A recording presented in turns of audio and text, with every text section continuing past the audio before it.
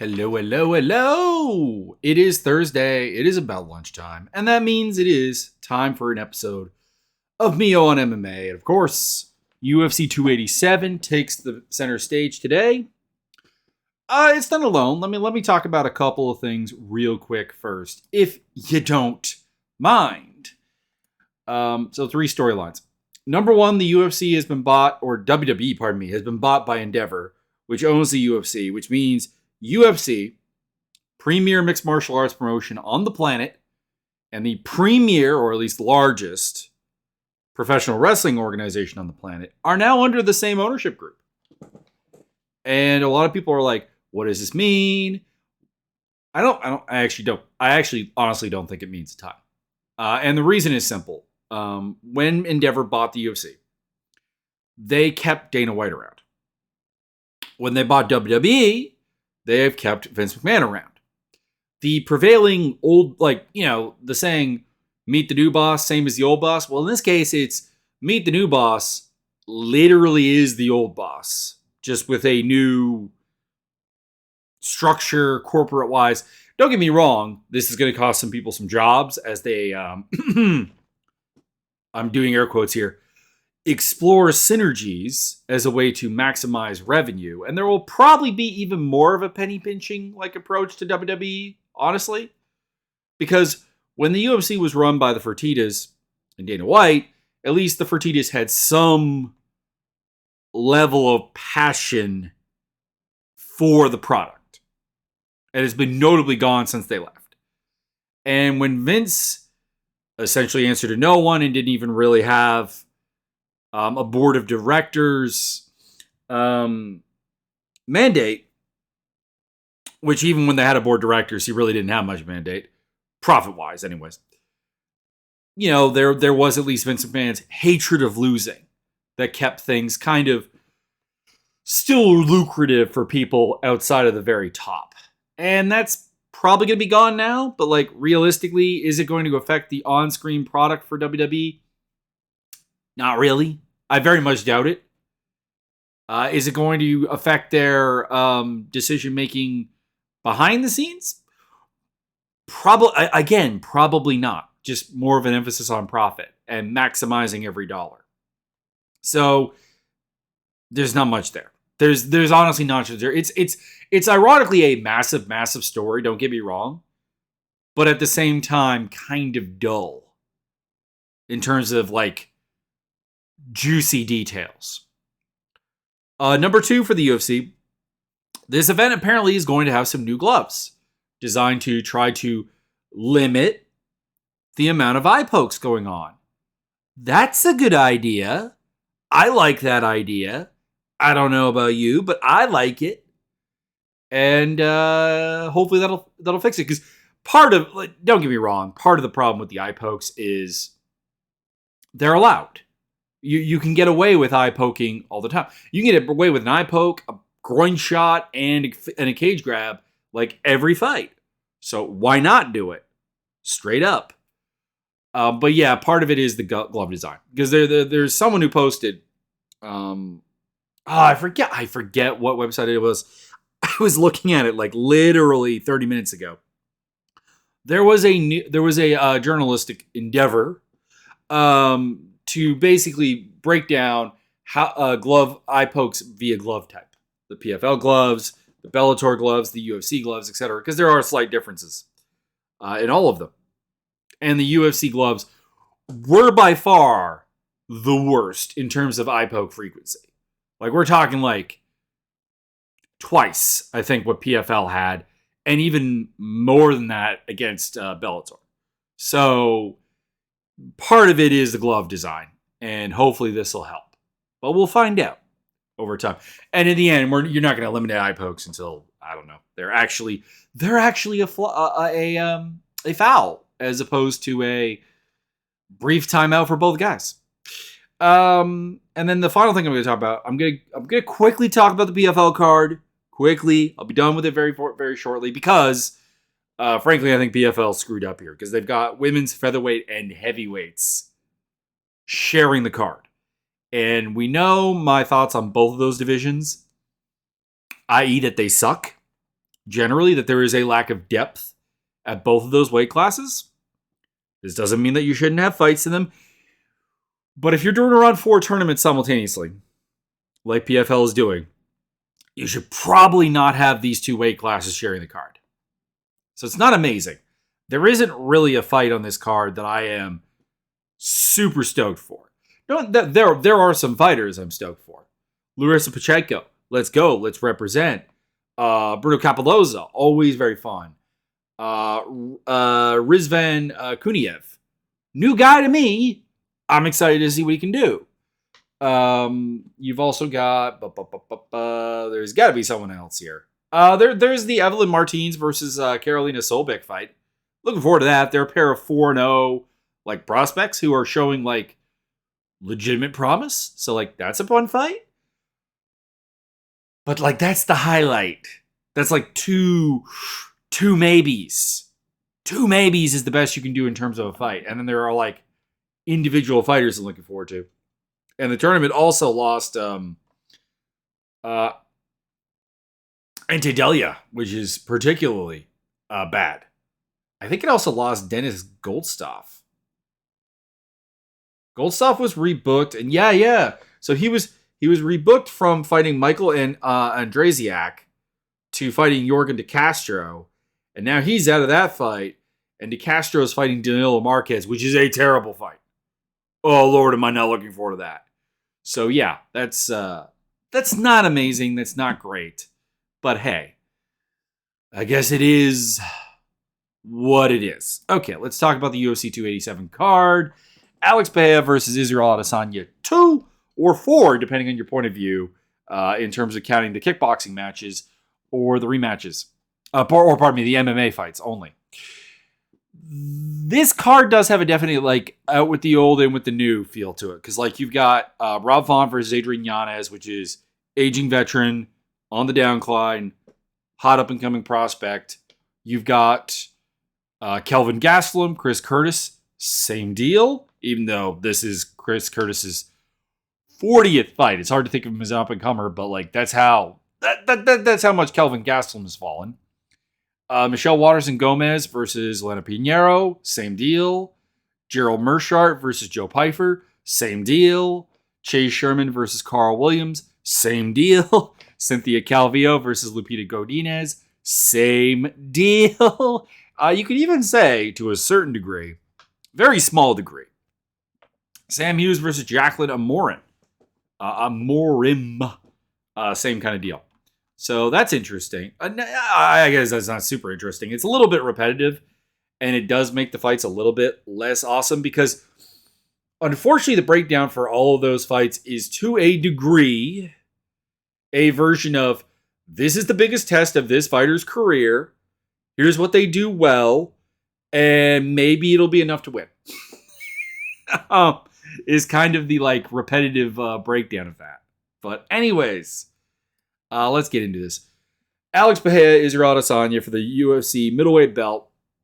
Oh my Lord. I picked Adesanya last time. I thought he won the first fight.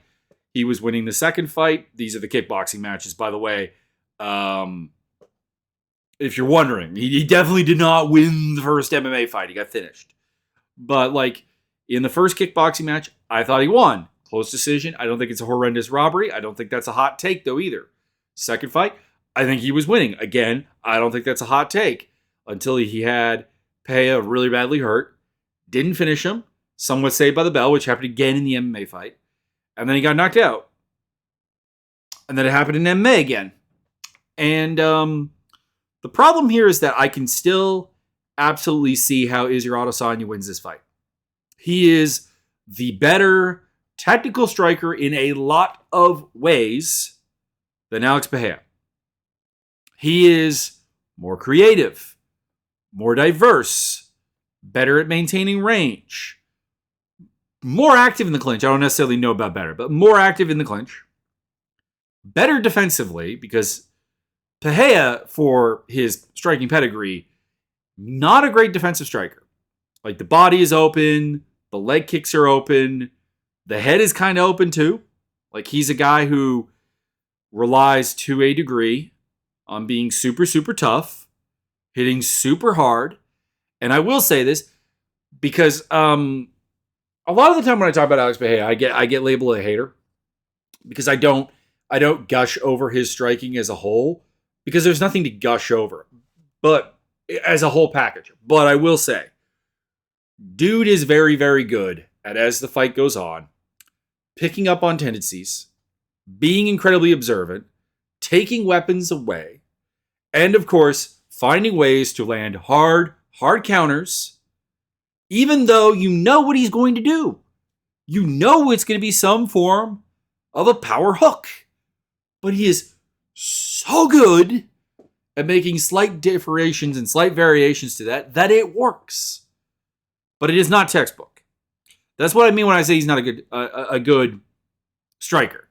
What he is great at is this naturally God-given, if you believe in the creator, or evolution-given ability to land very, very hard and find very small openings and recognize he has the eyes. He sees it all coming.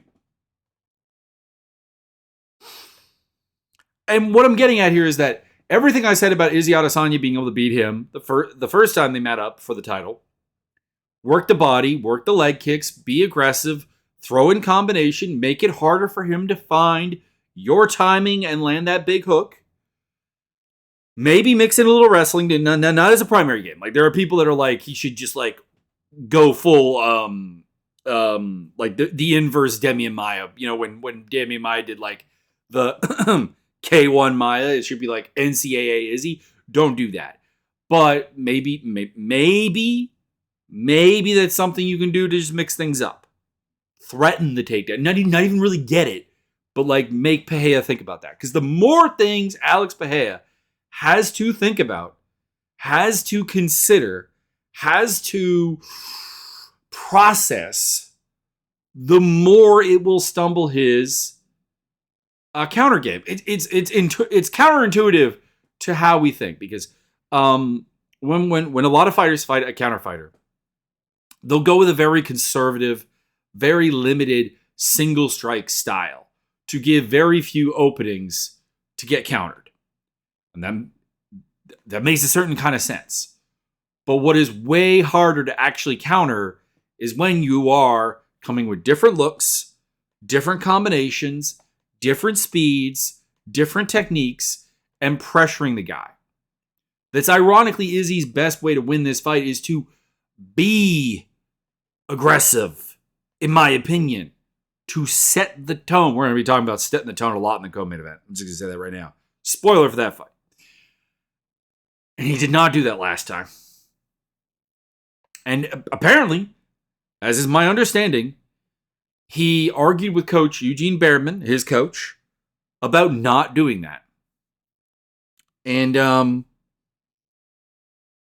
has me so very concerned. So very concerned that I can, in my head, I can absolutely picture what that victorious Israel Adesanya performance looks like.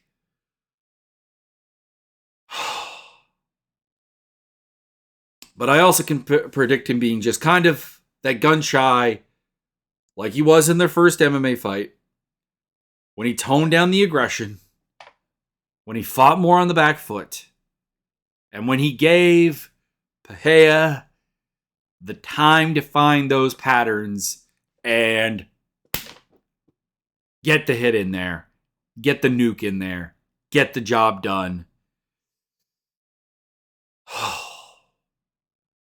And part of me also wants a sadness hedge. I'll admit, like, this is a sadness hedge that because if Pereira loses and I didn't pick him and I didn't bet on him, or I didn't bet on Izzy, I will still be super happy because I'm a man who likes controlled thought to my fight game. I like it's why I enjoy fighters that do the correct thing as opposed to guys who are successful in spite of themselves. Like they just have that physical gifts, that explosiveness, that power, that whatever it is, the Yoel Romeros of the world, where it's like nothing you do should work, and it does. And Pereira's not that guy, like, because I do honestly believe that, like, a lot of what Pereira does is getting your time and getting things done. But, like, in a fight with Izzy should win.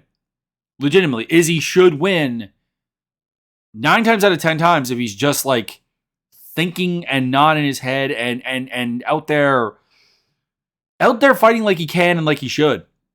But I don't have confidence that he's going to. And that's why I'm going with Pereira by TKO or by KO. I always go TKO to KO. To me, I'm not gonna say I'm wrong if he doesn't go unconscious.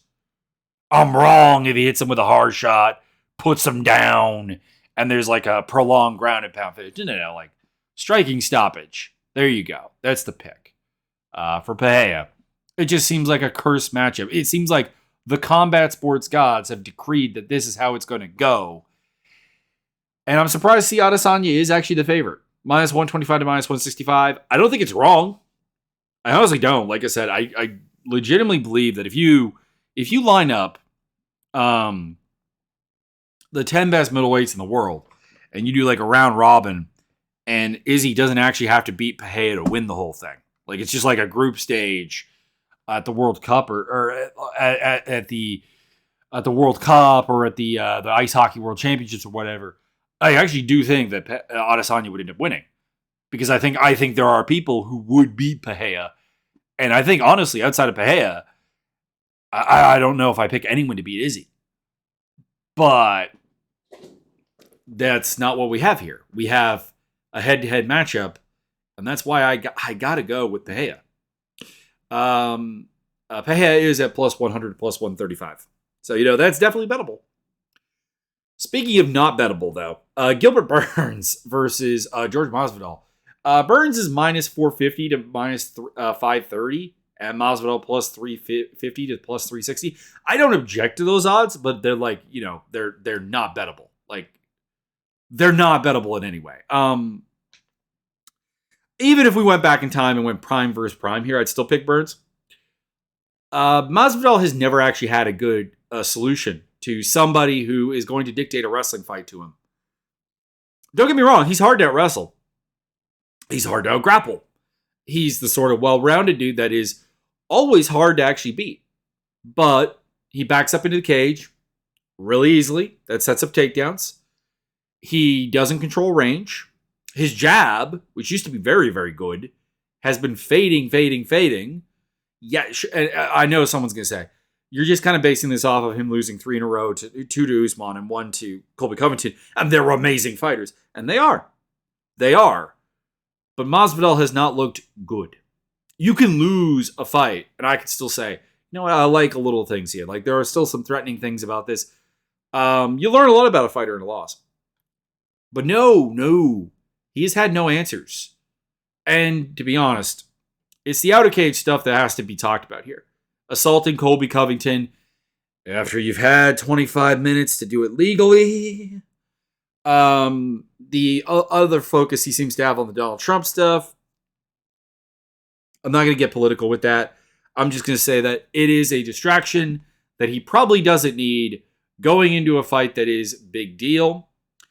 And honestly, ever since he started doing the game-bred boxing thing as a promoter, don't get me wrong, chase that bag, prep for the future, transition, but it's probably not good for his fighting career. He's not looked good since he started doing that. His physical abilities are starting to fray. His technical abilities have been going downhill ever since he kind of started knocking people out, like the Ben Askren flying knee, for example, which is like his greatest example of like stopping a wrestler from wrestling with him. But like realistically, if you look at his wins over wrestlers and his ability to keep from having to wrestle them, it's basically Ben Askren with a flying knee, and it's basically Jake Ellenberger getting his own foot stuck in a cage and hurting himself, and Jake Ellenberger being like the king of like what can happen will happen. He's always something guy.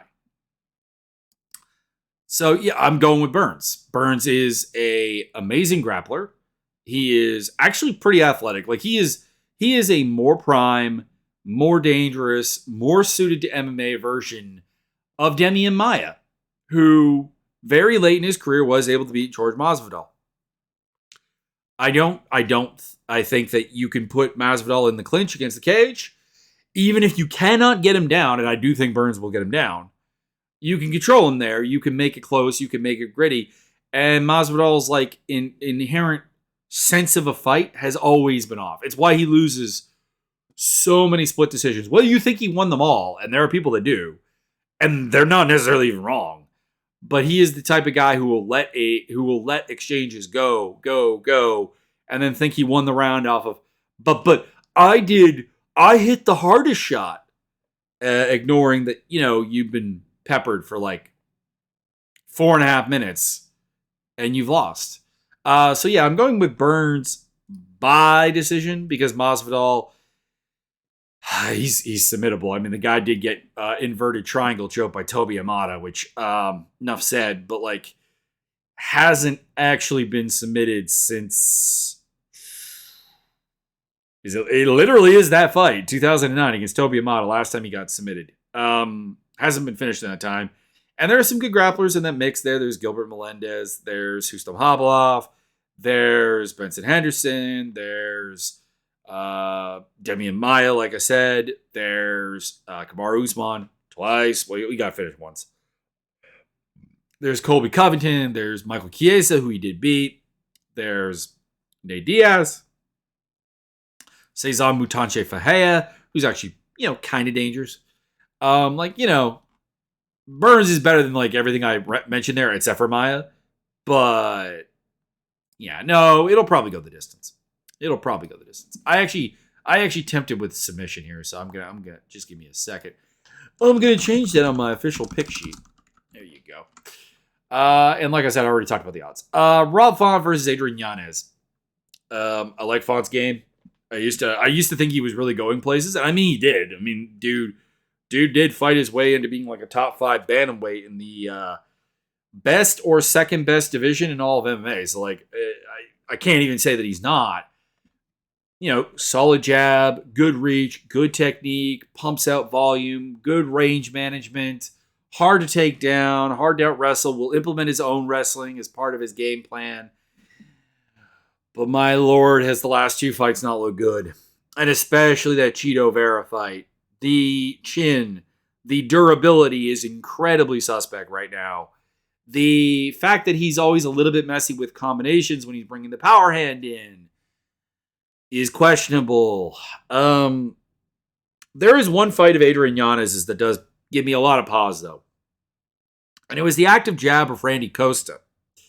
Now, granted, Randy Costa fights at a pace that nobody, not even Randy Costa, can keep up for very, very long. And eventually he did get finished by Yanez. So Yanez did solve the problem. But it did give him a lot of trouble. The jab did give him a lot of trouble, and Font is a very, very, very good jabber. Like, that feels like it should be like a prerequisite for the UFC, but it's not. There are guys who don't have a jab.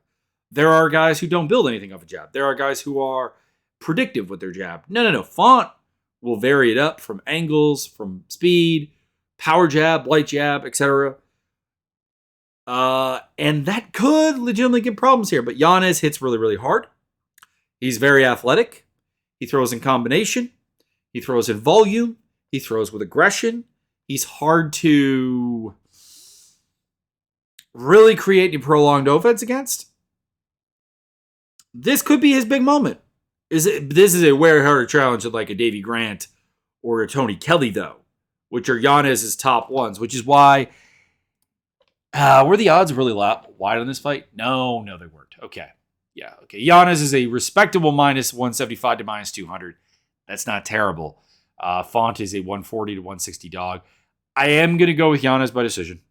I am going to go with him to get around the jab, utilize his power, utilize his combination punching, utilize his slickness, utilize his counters, especially if he gets Font to throw combinations back at him.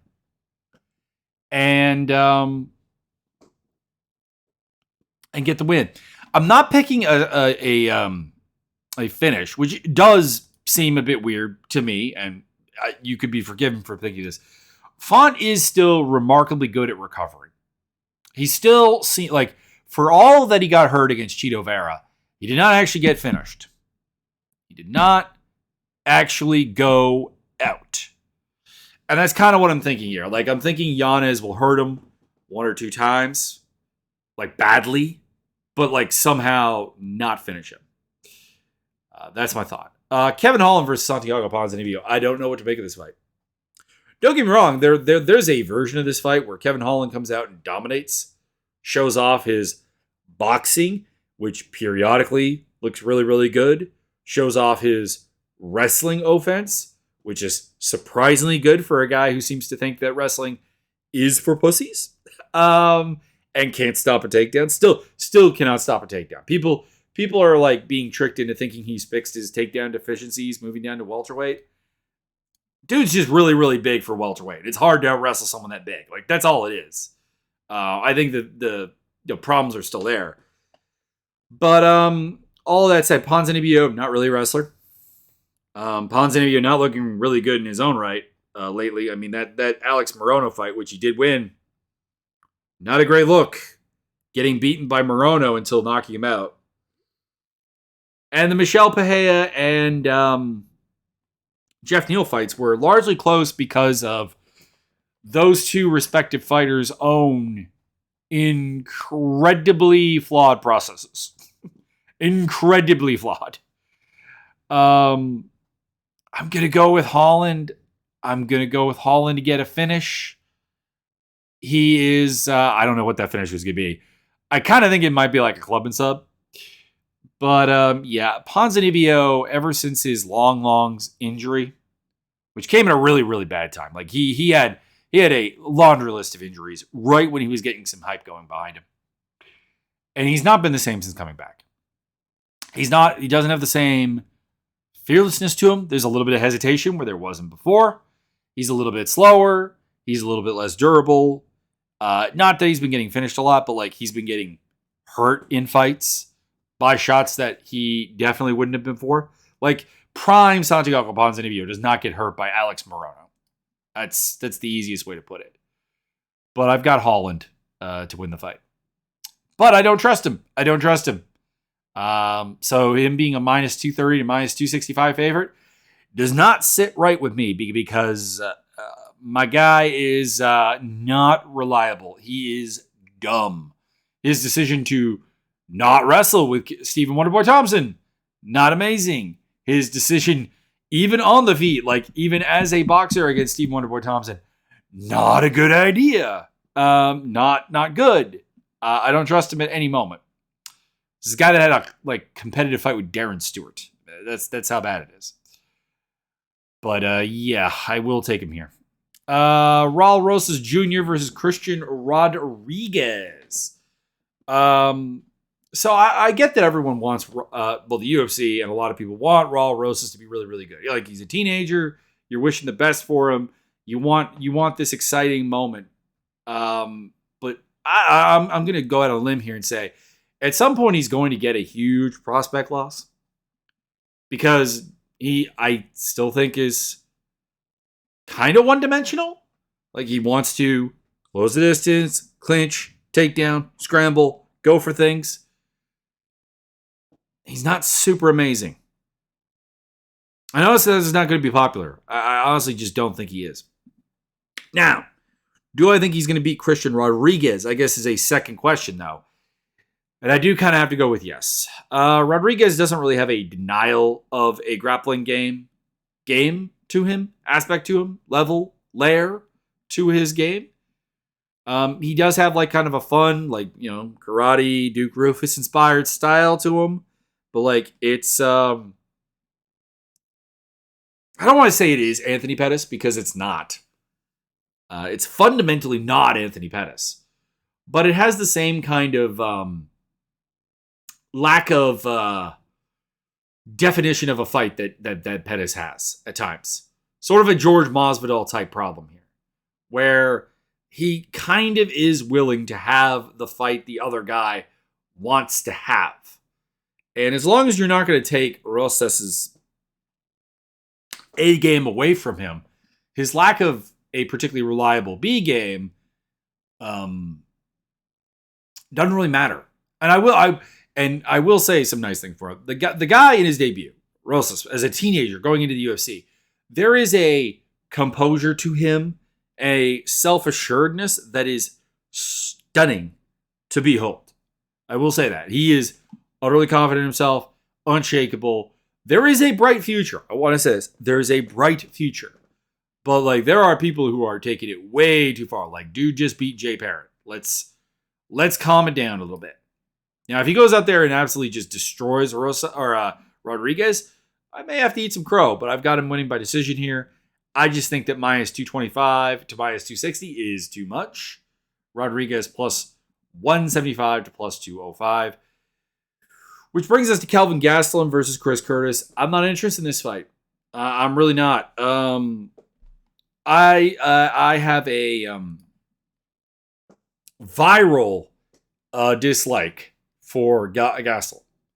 Him coming off the Ultimate Fighter, I was like, this guy's good. There's not a lot of depth to his game. There's not a lot of creativity. It's a lot of the same stuff over and over again. But my God, is he persistent with it and smashing and has all the physical abilities to be a really, really good fighter. And he was super young. He was coming in. He was going to be great. And he did actually end up fighting for a title. So I guess I can't say that he underachieved. But my God, am I going to say that he has underachieved in his career? There was the weight issues. Guy is a welterweight. Like, I'm sorry, you're 5'9", my man. What are you doing at middleweight? And I know that's rich coming from me because I'm like 5'10", and I sit before you at 228 pounds as of this morning. But I freely admit that that number one, I am not a UFC fighter. I am not serious about my diet. I am all the things that I am accusing Kelvin Gastelum of being. So, like, I understand you, my man. But the lack of ability or the lack of want to explore different training options, to diversify one's game, to actually be coachable, highlights Gastelum's entire career. And the thing is that running out there, throwing 1-2s, trying to smash into the clinch with Chris Curtis, trying to take him down, it doesn't really work. Chris Curtis is a guy you need to actually present depth to work things with, to have a game plan, to deny him the fight that he kind of wants, because he loves to sit on the back foot and be a counter fighter and not work super hard, which is not a lazy crack. Just like he likes to be efficient. He likes to hurt you on the counter. He likes to observe. He likes to calibrate. And Gastelum is a guy who is going to give him plenty to work on there. It's not going to be like the Jack Hermanson fight where he honestly got kind of embarrassed by, Hermanson going out there and being just like, what if I just stay at range and don't really open up a counter window? Because I'm way taller than you and I can do this. Gastelum will not do that. He will give Curtis this fight that Curtis has seen time and time again over the course of his career. And my God, am I betting on Chris Curtis at underdog odds at plus 100 to plus 115. It's a very small underdog, don't get me wrong, but oh Lord, why is Gastelum the favorite? Minus 120 to minus 138. I've got Curtis by decision just because Gastelum is still incredibly hard to put away. Still incredibly tough. And is the poster child for like, my guy, I wanted you to be something. And you were, but it's a lot lower than what I thought it was going to be. Michelle Waterson Gomez versus Luana Pinheiro. So Waterson Gomez is, of course, one of the weirdest fighters in the UFC in terms of like perception versus reality. She's the karate hottie, which, has people talking about her range striking and her, karate. And that persists till today. Like, there are people still in the social media feed talking about how, oh my God, she is such a creative and depth range striker. And she's not.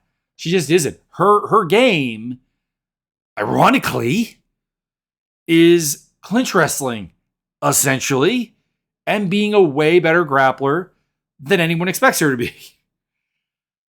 And that's great because I think it literally has gotten her wins. I think it literally has created a completely bad game plan from a number of people. But like Pinheiro is going to Pinheiro.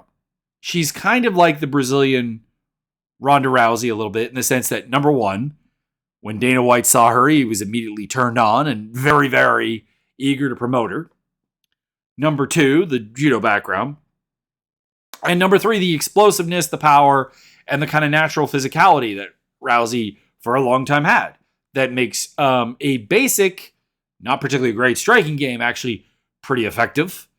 There's a certain fearlessness to her. There's a certain confidence to her. She has that composure that I talked about with Raul Rosas Jr. And if you're not going to deny her the clinch, and Waterson doesn't, we're going to end up there. She is probably going to judo toss you. She is probably going to have her way with you on the ground. And I mean, this is a girl that literally bullied around Ronda Marcos, which is no easy feat.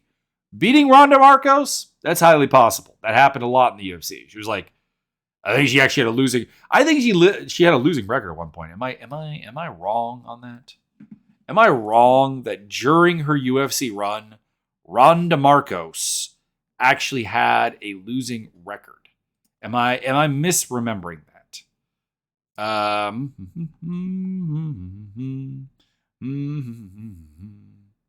Ooh, almost. No, it didn't quite happen. No, it did, because she came into the last fight with Lavina Souza at 10-11. So 11 losses and whatever. But man, did she just like kind of look like she couldn't physically match Pinheiro? And that doesn't usually happen. That does not usually happen. Like you look at Marcos's losses: close fight with Dina Nunes, split decision with Alexa Grasso, reasonably close fight with Claudia Gadelha, reasonably close fight with Amanda Ribas, reasonably close fight with Kanako Murata. She did end up losing by DQ, illegal up kick against Pinheiro. And even close fights with Karolina Kowalkiewicz when Karolina was still good. Close fight with Jessica Penne when Jessica Penne was still good. Close fight with Justine Kish before she got to the UFC even. When she was super, super raw. That was very, very impressive. Less so impressive was the fact that she faded against Sam Hughes. She did win, but there was a vibe in the Sam Hughes fight of, why have you not gone away to Pinheiro? Because all of her other wins are first round stoppages. That was the first time she was out of the first round. And that does worry me a little bit, a scooch. Just a little bit, a pinch of worry. But I am going with Pinheiro to win a decision here. She is a beast physically, and Waterson is going to give her the type of fight that she wants. And she's the favorite at -162 to -178. Waterson Gomez +130 to +150. That's tight. It should be. This is a big test for Pinheiro. We'll see if she passes. Speaking of big tests, Gerald Meerschaert versus Joe Pyfer. Middleweight bout. So, GM3 is an incredibly defined fighter in the sense that he is not physically particularly impressive. Like, he is a guy with some hard cap ceilings on the physical aspect of things. And sneaky good grappler. Sneaky good striker, actually. Like, okay, his striking is not to be emulated in any way, shape, or form, but it is way better than anyone thinks. Like this is a guy who at times was able to surprise Thiago Santos in ways that even John Jones was unable to on the feet. I don't know why this fight's being made. Joe Pyfer is Dana White's boy. Joe Pyfer is the guy that he actually showed compassion to and paid his rent and legitimately helped him out. It was like a really good feel-good story because Pyfer was, I believe, homeless when he fought on the Dana White Contender Series. And there's something there. He's aggressive. He's powerful. He's going to hit really, really hard and be a fun action fighter. But this is a guy who had a lot of hard times with like Dustin Stolfus. And while I think he'll have moments against GM3, he'll go out there, he'll hit him hard, because GM3 does get hit hard, and Pfeiffer does throw hard. I can't help but think that this is going to end in a submission for GM3. I don't know. I don't know why this fight is being made, honestly, because it feels like a fight that if Pfeiffer wins, it won't actually mean a ton, because GM3's lost a couple times, and GM3 can be blown out of the water early, and like I said, has physical limitations. But he is a sneaky veteran, and I don't know if you want to put any prospect near him, really, because it's not even a great test of the prospect necessarily. I don't know. Unless their conclusion is like me that Pfeiffer is really just kind of an action fighter, it's a weird matchup. It's a confusing matchup. Like I said, I got GM3 by submission, and he's an underdog at plus 155 to plus 170. So maybe I read this wrong, but Pfeiffer at minus 188 to minus 215. Stay away. GM3 is the bet there. Fight that is unbettable on, though, is the heavyweight fight between Carl Williams and Chase Sherman. Because Williams is a minus 410 to minus 500 favorite. Sherman at plus 310 to plus 380. Thing is, I have no faith in Sherman. I think he's a completely shot fighter. I've been saying this for like his last 5 fights. He doesn't look like he wants to be in there, and he hasn't really fixed anything about himself. What is his record in the last 10? Okay, so he beat Jared Vanderraa, which who cares? This was supposed to be the fight with Chris Barnett, which I was looking forward to. So it's a shame that's not happening. But losses to Waldo Cortez Acosta, who I don't think much of, Alexander Romanov, who is himself having problems, Jake Collier, who I don't think much of, Parker Porter, who I don't think much of, Andrei Arlovsky, who I no longer think of much of, and at one point thought was one of the best heavyweights in the world, Walt Harris, Augusto Sakai, Justin Willis, Shamil Abdurrahimov, Justin Ledet. There's not much here. What is his best win? Is Vanderraa? Oh God. Because Rashawn Jackson, Ike Villanueva, Jeremy May, blast from the past there. Frank Tate. Damian Grabowski. There was a time when I thought Damian Grabowski was actually going to be good. And it did not happen in the UFC, that is for sure. Losing to Anthony Hamilton in 14 minutes, getting dominated by Derek Lewis, and losing to Chase Sherman is not a good look. I've got to go with Carl Williams. Carl Williams is a fairly raw product, 9 fights into his career. But dude is really good athlete, really explosive, really fast. Is a good wrestler. Does need to, I think, find ways to bring finishing lethality into the fight. But this is Lucas Bresky, but a way more breakable version of Lucas Bresky. And I'm taking him by sub. I don't think he's even won by sub at any point in his career, but Chase Sherman will give up subs. And Carl Williams will be in position to possibly slap that on. There you go. Maybe it's a TKO instead. But that's what I got. Cynthia Calvillo versus Lupita Godinez. This is another fight that should be really, really interesting, but Cynthia Calvillo is a dumb fighter. I was a big fan of Cynthia Calvillo when she came into the sport. She had a good wrestling background. She had physicality. She had creativity. She had a good style that was going to be, I think, fun and was going to... I believe I said that I thought she would be a title contender at strawweight. And she's done everything wrong since. One, she's up at 125. Whatever. You can't, she's big enough still. But she's developed a striking game that she really, really, really, really wants to use. That is divorced from her wrestling game.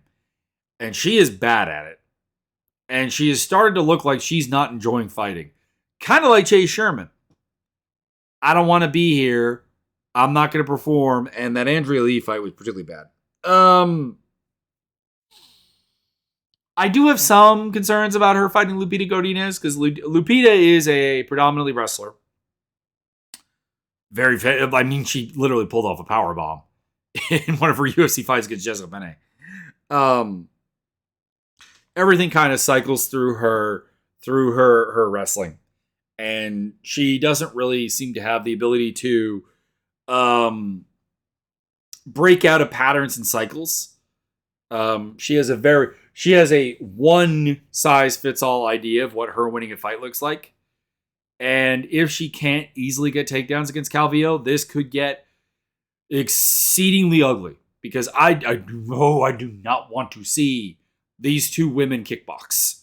Oh Lord, no. But I am gonna go with Loopy to win a decision. She is the favorite at minus 270 to minus 310. That's too wide. Calvillo plus 210 to plus 250. I really, really would like it if Cynthia Calvillo developed a new good fighter.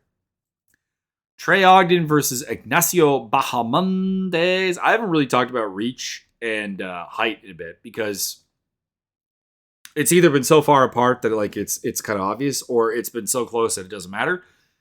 Bahamondes is 6'3" and fights at lightweight. Whoa. Oh, Jesus. It's a monster. Yet somehow lost to John McDessie. I will say this. Bahamondes is way too big of a favorite here. Minus 333 to minus 350. Ogden's plus 250 to plus 280. This is the Daniel Zellhuber fight again, essentially. If you remember, Daniel Zellhuber was a massive favorite against Trey Ogden. And Ogden went out there and with a uninspiring style, just kind of outworked him. And Bahamondes is another super tall, lightweight prospect. Has some good physicality. But has not proven anything at this level that suggests he should be a big favorite against anybody. So I am sounding the upset alarm on this one. I am still picking Bahamondes. Ogden doesn't have a lot of power. He doesn't have a very coherent game. He is supposedly a fairly decent grappler, but doesn't really have great takedowns. And he's lost to Thomas Gifford twice by the same technique. Which is bad because Thomas Gifford's not good. And losing by the same technique is also not good. No, he should win this fight. Pardon me, Bahamondes should win this fight. He's longer, he's a game fighter, he's not like Zellhuber, who I think was just cowed by the moment. Bahamondes is comfortable in there. He's creative, he's violent, he's got a lot less of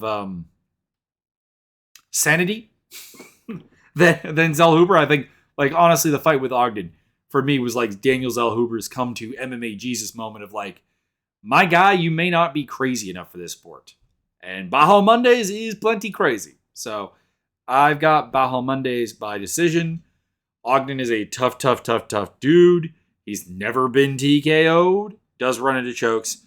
Bahamondes does have some chokes on his record, but I'm going to assume that he doesn't get choked. Steve Garcia versus Shailin Nurebeke. Garcia 4 inches taller, 4 inches longer, 6 foot 145er, which seems pedestrian after talking about Bahamondes. And he is big, strong, and powerful for the weight class. Dude goes out there, he hits hard, he is hard nosed, he'll keep coming forward, he's aggressive, but he's also slow and not explosive and really uncoordinated, amazingly uncoordinated. I'm gonna go with Nurebeke, but it is with a lot of trepidation because Nurebeke's lost a lot in his career. He has a lot of losses in his career where things just don't occur to him. He'll be dominant and then just suddenly not be dominant anymore. But he is a physical beast. He is a tank. He is super strong. Should have comparable strength to Garcia. and should be able to put Garcia on his back and work his game to a decision. Because Nuremberg does not finish. That was part of why the fight with Derek Minner that brought on the whole James Krause betting fiasco was so weird. Anyways, Nuremberg is a minus 181 to minus 200 favorite, and Garcia is plus 150 to plus 175. And then the opening fight of the night will be strawweights Sam Hughes and the only debuting fighter on the card, Jacqueline Amorim. Hughes is 2 inches taller, but ironically finds herself at or perplexingly, I should say, paradoxically, finds herself at a 3-inch reach disadvantage. I like Hughes. I like her a lot. She's scrappy. She's hard-nosed. She fights at a high pace. She tries to make up for her lack of physical attributes in a big way. She's coachable. She adapts in the fights. She becomes better in those fights. Really, I can't say enough nice things. And then I have to go back and just pick Amorim then. Amorim does seem to have a really good physical game. I will say this. She has fought nobody in MMA. The combined record of her foes coming into the UFC off of the LFA scene is one of those not very good ones. In a nutshell, it's what is it? I should have written it down. 0-0, 3-4. So 3-4. 0-0, still 3-4. Megan Owen was 1-0, so 4-4. Loveth Young, 3-1-1. So that's 7-5-1. And then Ashley Nichols, who's 4-3. So that's 11-8-1? 11-8-1, I think. That's not great. And they've all been physically overmatched by her. Sam Hughes probably is not the athlete that she is, but she will fight from an athletic deficit because she always does. The fight with Luana Pinheiro is a perfect example of this, where in the first round, Pinheiro was able to do some things, but Hughes adapted and made the fight semi-competitive down the stretch. I could see this going the same way. The only problem is I actually think Amorim is a better finisher, a more structured finisher than Pinheiro. Pinheiro's finishes tend to be of the I'm super strong and therefore I can do this variety. Amorim's tend to actually have technical setup to them and works to get to advantageous spots for the submission. So I am picking her to submit Hughes, but if this fight goes long, we could be in for an upset. So, sound that upset alarm possibly. Because, again, wide odds, minus 250 to 295, pardon me, for Amorim. And Hughes is a plus 190 to plus 220. So there's a lot of underdogs on this card that are live picks. I'm not picking many of them to actually win. I think GM3 is the only one. Am I right? Oh no, Chris Curtis is for some reason underdog. So yeah, I've got Curtis and I've got GM3. But Rob Font's a live dog. Alex Pereira. Oh, and I forgot Alex Pereira. Alex Pereira is a live dog. Rob Font's a live dog. Ponzinibbio is a live dog. Christian Rodriguez is a live dog, I think. Chris Curtis is a very live dog. Michelle Watterson's a live dog. GM3 obviously is. Ogden is. Even Garcia is. So it's a lot of potential upsets here. Someone may make a lot of money off of this card. We will see. Anyways, check down below for the description for my Linktree, my Discord, my Twitch, my Twitter, all of that good stuff. The Discord in particular is of interest because my Discord is basically dedicated to a mixed martial arts simulator, also a pro wrestling simulator. And if you fancy those type of things, I assume you do being here, and you're a little bit nerdy, I think that'll be something you would really enjoy. I'm pointing at you right now. Anyways, I will see you after the fights on Sunday.